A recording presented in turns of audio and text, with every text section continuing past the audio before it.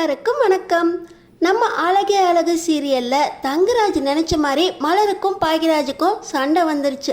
மலருக்கும் பாக்கியராஜுக்கும் சண்டை வர்றதுக்கு என்ன காரணம் வாங்க பார்க்கலாம்.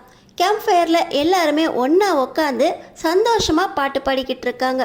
அடுத்து நான் பாடுறேன் அப்படின்னு தங்கராஜ் எந்திரிக்க, ரேவதி உங்களுக்கு பாட்டெல்லாம் பாட தெரியுமா அப்படின்னு கேட்க, இப்போ என்ன சூப்பர் சிங்கர்லையா பாட போகிறேன், ஏதாவது ஒரு பாட்டு நான் பாடுறேன் அப்படின்னு கேட்க, ரேவதி நீங்கள் குடிச்சிருக்கீங்க இப்போ பாட வேண்டாம், அண்ணி நீங்கள் பாடுங்க அண்ணி, நீங்கள் நல்லா பாடுவீங்களே அப்படின்னு கேட்க, நீ நல்லா பாடுவியா அப்படின்னு பாக்கியராஜ் கேட்குறாரு.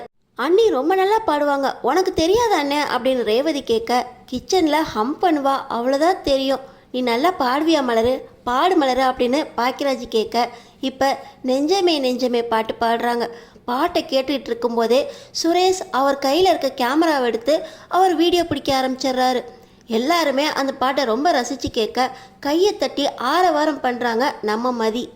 என்ன பாட வேண்டான்னு சொல்லிட்டு அந்த மலர் பாடுறத எல்லாரும் ரசிச்சுக்கிட்டு இருக்கீங்களா அப்படின்னு தங்கராஜுக்கு பயங்கர கோபத்தில், வா மச்சா நம்ம டான்ஸ் ஆடலாம் அப்படின்னு சொல்லி சுரேஷோட சேர்ந்து தங்கராஜ் டப்பாங்குத்து ஆடுறாரு. எல்லாருமே ஆன பார்த்துக்கிட்டு இருக்க கேம்ப் ஃபயர் ரொம்ப சந்தோஷமா அங்கே முடிய, இன்னொரு பக்கம் பார்த்தீங்கன்னா சுரேஷும் தங்கராஜும் ஒன்றா உட்காந்து சரக்கு அடிச்சுக்கிட்டு இருக்க பாக்கியராஜ் அங்கே வராரு. அண்ணே உட்காருண்ணே அப்படின்னு சுரேஷ் சொல்ல, உன்னால் குடிக்காமல் இருக்க முடியாதாடா அப்படின்னு சுரேஷ் கிட்ட கேட்குறாரு பாக்கியராஜ். கொஞ்சம் தானே அப்படின்னு சுரேஷ் சொல்ல, சரி நான் கிளம்புறேன் அப்படின்னு பாக்கியராஜ் கிளம்புறாரு. டேய் உங்கள் அண்ணனை உட்கார சொல்கிறா அப்படின்னு தங்கராஜ் சொல்கிறாரு. வேணாண்டா நான் போகிறேன் அப்படின்னு பாக்கியராஜ் சொல்ல, நான் எதை சொன்னாலும் உங்கள் அண்ணன் கேட்க மாட்டானாடா, உட்கார சொல்கிறா அப்படின்னு சொல்ல பாக்கியராஜ் அதையும் மீறாமல் உட்காந்துடுறாரு. என் தங்கச்சி மட்டும் உயிரோடு இருந்திருந்தா இப்போ அவளும் இந்த இடத்துல இருந்திருப்பாள்ல, என் தங்கச்சியோட ஆத்மா இங்கே தான் எங்கேயாவது இருக்கும், என்னை கொன்னவனோட உட்காந்து நீ ஜாலியாக பேசிக்கிட்டு இருக்கியா அப்படின்னு என் தங்கச்சியோட ஆத்மா என்னை கேட்டுக்கிட்டு இருக்கோல அப்படின்னு தங்கராஜ் ரொம்பவே ஃபீல் பண்ணி சொல்ல, உடனே பாக்கியராஜ் எந்திரிச்சு, நான் போகிறேன்டா, நான் இங்கே இருந்தேன்னா பழைய ஞாபகம்லாம் வரும், மாமாவும் மனசு வருத்தப்படுவாரா அப்படின்னு பாக்கியராஜ் கிளம்ப, சரி சரி உட்கார சொல்ல அப்படின்னு தங்கராஜ் சொல்லி, டேய் ஊற்றி குடுறா அப்படின்னு தங்கராஜ் சொல்கிறாரு. சுரேஷும் வேகமாக சரக்கு எடுத்து நம்ம பாக்கியராஜுக்கு ஊற்றி கொடுக்க, அதெல்லாம் வேணாண்டா அப்படின்னு பாக்கியராஜ் சொல்ல, குடிக்க சொல்லு, கொஞ்சமாக குடிச்சா ஒன்றும் இல்லை அப்படின்னு தங்கராஜ் சொல்ல, பாக்கியராஜும் அந்த கிளாஸை வாங்கிக்கிறாரு. மச்சான் நீ ஏன் மச்சான் என் தங்கச்சியை கல்யாணம் பண்ணிக்கல அப்படின்னு தங்கராஜ் பாக்கியராஜ் வாயை கேட்குறாரு.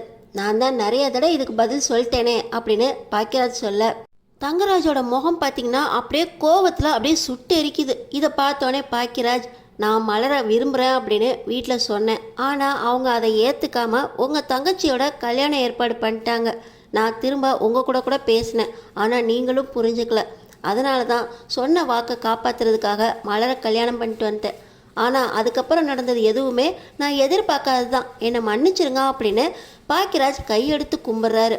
இவங்க ஒரு பக்கம் பேசிக்கிட்டு இருக்க, இன்னொரு பக்கம் பார்த்திங்கன்னா நம்ம மலரு மதி ரேவதி 3 பேருமே ஸ்விம்மிங் பூலில் உட்காந்துக்கிட்டு ரொம்ப நல்லா பாடினீங்க அண்ணி அப்படின்னு பாராட்டிக்கிட்டு இருக்காங்க.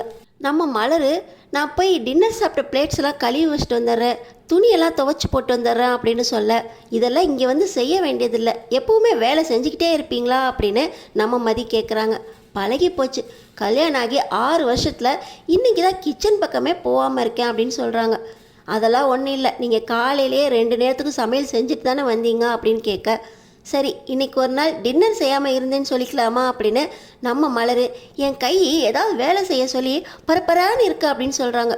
இப்போ மதி சொல்கிறாங்க, இதுதான் பிரெயின் மெமரிங்கிறது, நம்ம பிரெயின் நம்ம செஞ்ச வேலையை அதுவே சரியாக செய்ய ஆரம்பிச்சிடும். ஆமாம் நீங்கள் சின்ன வயசுலேயே வேலையெல்லாம் செய்வீங்களா அப்படின்னு கேட்க, வேலையெல்லாம் தெரியும், ஆனால் எங்கள் அம்மா சுடு தண்ணி வைக்க கூட விட மாட்டாங்க, எல்லாம் இங்கே வந்ததுக்கப்புறம் தான் அப்படின்னு சொல்ல, நிறையா வீட்டில் கேள்விப்பட்டிருக்கேன், ஆனால் உங்களுக்கும் சிஸ்டர் இன்லா பாண்டிங்காக இருக்க ரேவதிக்கும் நல்ல பாண்டிங்களா அப்படின்னு சொல்லி நம்ம மதி திஷ்டி எடுக்க, ஆமாம் நம்ம இப்படியே எங்கேயாவது ஓடி போயிடலாமா, எந்த ஒரு பொறுப்பும் இல்லாமல் குழந்தைங்க பிரச்சனை இல்லாமல் இப்படி இருக்கிறது கூட நல்லா இருக்கே, கார் எடுத்துகிட்டு நம்ம கிளம்பிடுவோமா, உனக்கு கார் ஓட்ட தெரியுமா மதி அப்படின்னு மலர் கேட்குறாங்க. கார் ஓட்ட தெரியும், ப்ராக்டிஸ் இல்லை அப்படின்னு மதி சொல்ல, தள்ளிக்கிட்டே போயிடுவோமா அப்படின்னு மலர் கிண்டல் அடிக்க, அதுக்கு எதுக்கு கார் எடுத்துகிட்டு போனோம், அப்படியே ஓடி போயிடலாமே அப்படின்னு இவங்க சந்தோஷமாக பாட்டு பாடிக்கிட்டு இருக்க, இன்னொரு பக்கம் என்னதான் நீ என் தங்கச்சியை கல்யாணம் பண்ணாட்டினாலும் நான் உன் தங்கச்சியை கல்யாணம் பண்ணிக்கிட்டு சந்தோஷமாக வச்சுருக்கேன்ல அப்படின்னு தங்கராஜ் புகழ்ந்துக்கிறாரு தன்னைத்தானையே. இதை கேட்டவுடனே பாக்கியராஜ், கல்யாணம் பண்ணிக்கிட்டேன்னு வேணால் சொல்லுங்கள், சந்தோஷமாக வச்சுருக்கேன்னு சொல்லாதீங்க, துணிமணி வாங்கி கொடுத்து சாப்பாடு போட்டால் சந்தோஷமாக வச்சிருக்கிறதா அர்த்தமா? நீங்கள் என் தங்கச்சியை எப்படியெல்லாம் கடுமையாக திட்டுறீங்க, மண்டபத்தில் வச்சு அப்படி அடிக்கிறீங்க அப்படின்னு பாக்கியராஜ் ரொம்ப கோவமாக பேச, அண்ணே இப்போ இதெல்லாம் தேவையா அண்ணே, வேறு ஏதாவது ஜாலியாக பேசலாம் அப்படின்னு சுரேஷ் சொல்ல, நான் கிளம்புறேன்டா அப்படின்னு தங்கராஜ் கிளம்பிடுறாரு. தங்கராஜ் கிளம்பி ரூமுக்கு போனால் அங்கே ரேவதி இல்லை. தங்கராஜுக்கு பயங்கர கோபம் ரேவதி மேலே. இன்னொரு பக்கம் நம்ம மலரு ரேவதி மதிக்கிட்ட பாக்கியராஜ் வராரு. என்னென்ன நீயும் குடிச்சிட்டு வந்திருக்கா அப்படின்னு ரேவதி கேட்க, அன்னைக்கு உங்கள் தம்பி குடித்தப்ப என்னென்னவோ சொன்னீங்க, இப்போ நீங்கள் குடிச்சிட்டு வந்திருக்கீங்க அப்படின்னு மலரு பாக்கியராஜ் கிட்ட சண்டை போடுறாங்க.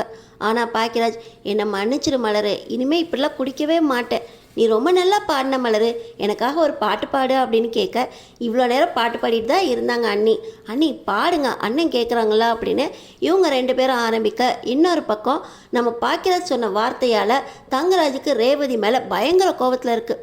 இந்த நேரத்தில் ரேவதியும் இங்கே இல்லாதனால தங்கராஜ் ரேவதி வந்த உடனே, நான் ஒன்று சந்தோஷமாக வச்சுக்கலாம் அப்படிங்கிற விஷயத்த நீ உங்கள் அண்ணங்கிட்ட எதுக்குடி சொன்னா அப்படின்னு வந்த இடத்துல ரேவதியை போட்டு அடிக்க போகிறாரு. நம்ம ரேவதி, நான் எப்போங்க சொன்னேன் அண்ணங்கிட்ட நீங்கள் என்ன சந்தோஷமாக வச்சுக்கலாம் அப்படின்னு ஒன்றுமே புரியாமல் ரேவதி கேட்க, அதான் உங்கள் அண்ணன் சொல்கிறானாண்டி, நமக்குள்ளே நடந்த எல்லா விஷயத்தையும் நீ எதுக்குடி உங்கள் அண்ணங்கிட்ட போய் புலம்புறா அப்படின்னு ரேவதி கிட்ட போதையில் இருக்கிற தங்கராஜ் சண்டையே போடுறாரு. என் தங்கச்சி கூட எதுக்கு இவர் சண்டை போடுறாரா அப்படின்னு சொல்லி பாக்கியராஜும் சுரேஷும் நேராக போய் தங்கராஜ் கிட்ட சட்டையை பிடிச்சி கேள்வி கேட்க போகிறாங்களா. இவ்வளோ நேரம் சந்தோஷமாக இருந்த ரேவதி மதி மலருக்குள்ள பிரச்சனை வரப்போகுதா, ஏன் புருஷனை பற்றி பேசுறதுக்கு நீ யாரு அப்படின்னு ரேவதி மதி மலர் கூட சண்டை போட போகிறாங்களா, இல்லை தங்கராஜை விட்டு மறுபடியும் அண்ணன் கூட வந்து இந்த கொடைக்கானல் ட்ரிப்பு அப்படியே முடிய போகுதா? அடுத்தடுத்து என்ன நடக்க போகுதுன்னு தெரிஞ்சுக்கிறதுக்கு நம்ம சேனலை சப்ஸ்கிரைப் பண்ணி தொடர்ந்து பாருங்கள்.